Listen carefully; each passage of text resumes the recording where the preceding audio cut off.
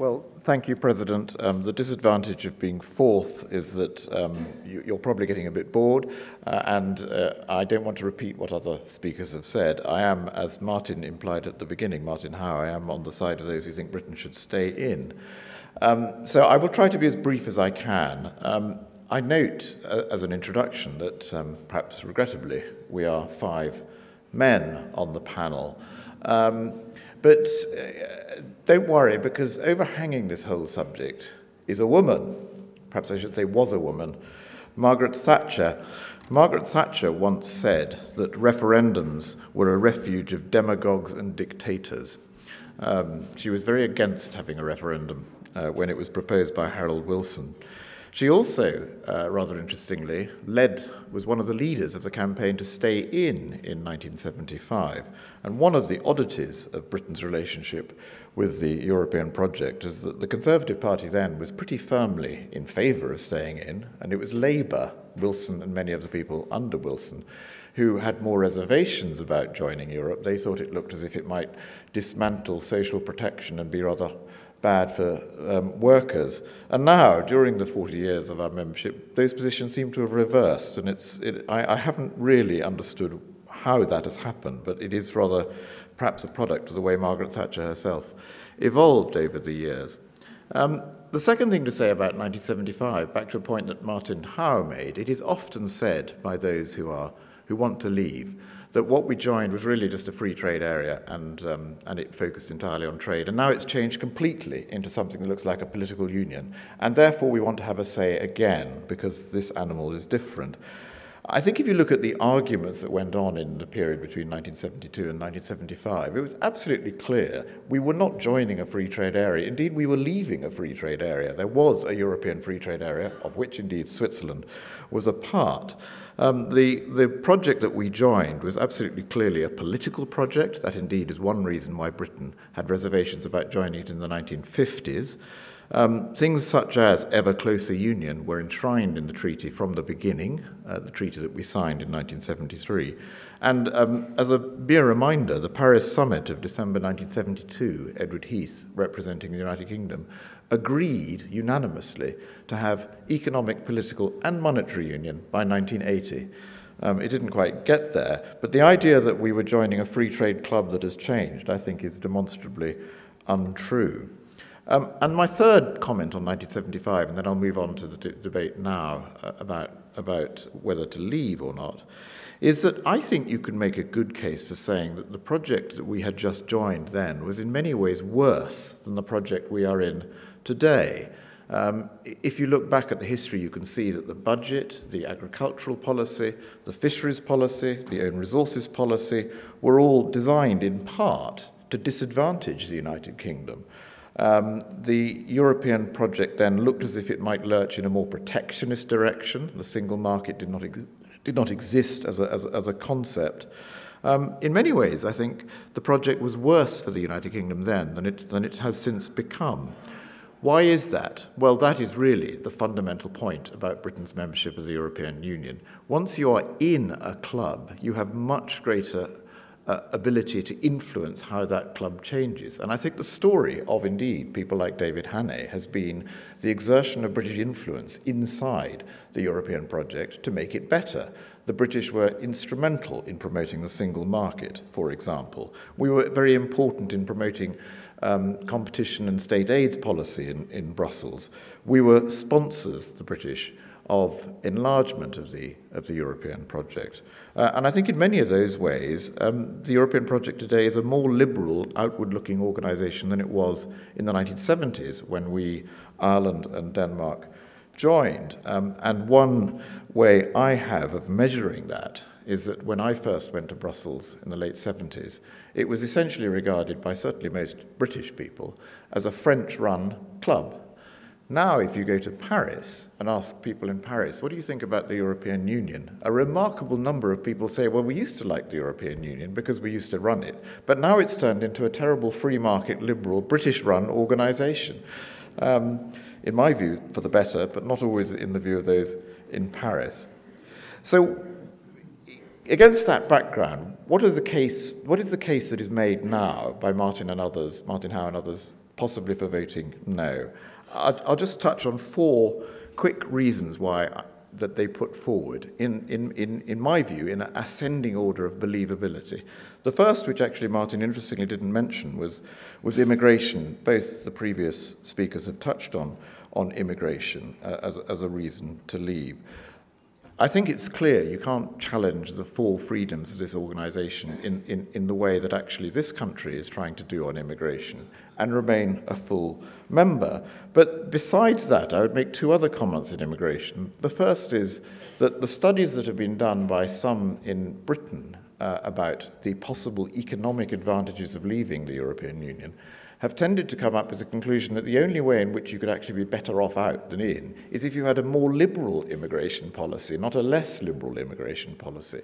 So the idea that we would leave and then have a more liberal immigration policy, I think, is highly unlikely.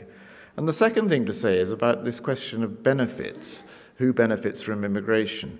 Most of the evidence I've seen suggests that people who immigrate, who migrate to the United Kingdom from the rest of the European Union, some of them do collect benefits, but most of them are going in order to work, and they pay taxes. Whereas the slightly larger number of British people who have left Britain to live in the rest of the European Union tend to be pensioners who are a net drain on society, not net contributors. So I think the balance seems quite clearly to be in favour of Britain benefiting from migration. As it happens, I believe that migration tends to be good for economies anyway, including, in my view, this economy. So that's reason one. Reason 2, I have slightly more sympathy with, and Martin Howe touched on it, what you might call red tape and bureaucracy. Yes, indeed, the European Union, like many organisations, has too much red tape, too much bureaucracy. There are too many regulations. I think there is a lot of sympathy for that, even among the pro people. But again, the idea that this is somehow shackling the UK to a corpse and making it impossible for us, for example, to export to countries like India seems to me to be demonstrably untrue. It's touched on by the previous speaker. If you look at Germany, which is not only shackled by regulation, but also by being a member of the euro, their exports to India are 5 times as large as the UK's exports. So I think it's very difficult to try and to demonstrate that somehow or other Britain is being stopped from exporting around the world by the red tape imposed from Brussels. Besides which, everybody knows that if Britain weren't there, it would be quite likely to impose red tape of its own. And I'm reminded of one of the legendary stories in Brussels, which is that Brussels tried to impose a rule that cucumbers were never allowed to be bent. A cucumber for sale had to be a certain shape. It then emerged that that rule actually was first imposed by the British on themselves before they even joined the European project. So red tape is something that the British are quite good at as well as everybody else. Third, I've got 2 more points to make. Third reason why some people think we might be better off out, and I have a little more sympathy still with this one, is that the relationship between countries inside the euro and countries outside who are not in the euro is quite a point of tension.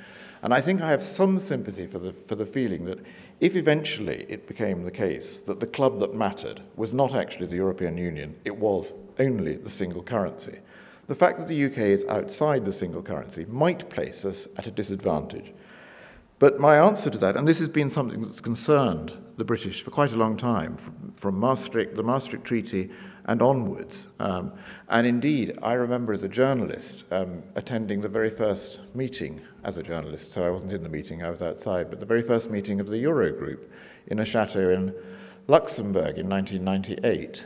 And Gordon Brown, the then finance minister, came to the meeting and told people, well, this was such an important matter for Britain that he wanted to join this first meeting of the Eurogroup of finance ministers. He recognised Britain was not in the euro, was not going to join, but he felt the City of London was important, his view should be heard at the table.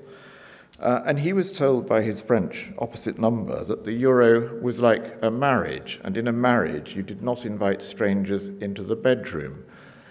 The fact that this French finance minister was named Dominique Strauss-Kahn did not at the time have the irony that it has acquired later. But there is a problem about ins and outs. My only response to those who focus on the ins and outs issue is it seems to me highly unlikely that you will find it easier to negotiate a good relationship with people inside the euro if you're outside the entire club than if you are inside the European Union. And I think you're much more likely to be able to negotiate safeguards of the kind that the Prime Minister is seeking if you are in the European Union. So I think that one also tends to favour, in the end, the argument for staying. And then the final one, the only one that I actually do have even more sympathy for, I disagree with it, but I understand it, is if you are primarily motivated by sovereignty and democracy, if your only concern, which I think we might have heard from Bill Cash had he been here, is that we want our laws made exclusively by the Houses of Parliament, then clearly you need to get out of this club. But I think it's a mistaken approach, very much for the reasons that Martin Bailey gave, because sovereignty, I don't think, is as indivisible as it implies. You can gain from the idea of pooling sovereignty. You can gain something, and you can lose something if you focus entirely on your own sovereignty. Sovereignty isn't quite as clear-cut a concept that it resides only in the nation-state. And I think that the decisive counterexample to that I always tend to give people is actually the one that David Hannay touched on at the end. If you left, what would your relationship with the organisation be? And the answer is either you would have a disadvantageous relationship by being completely out and you would find it difficult to sell your goods, to participate in free movement, or you would have a relationship rather like the Swiss and the Norwegians.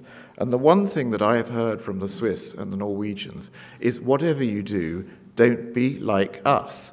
And why do they say that? Because they tend to find they are having to observe rules and laws over which they have had no say. And the point that Martin Bailey made is a very good one. Britain, as a member, has had huge say over European legislation. As a non-member, I think Britain's say would shrink to zero. And I think that's, in the end, why it would be better to stay in. Thank you very much.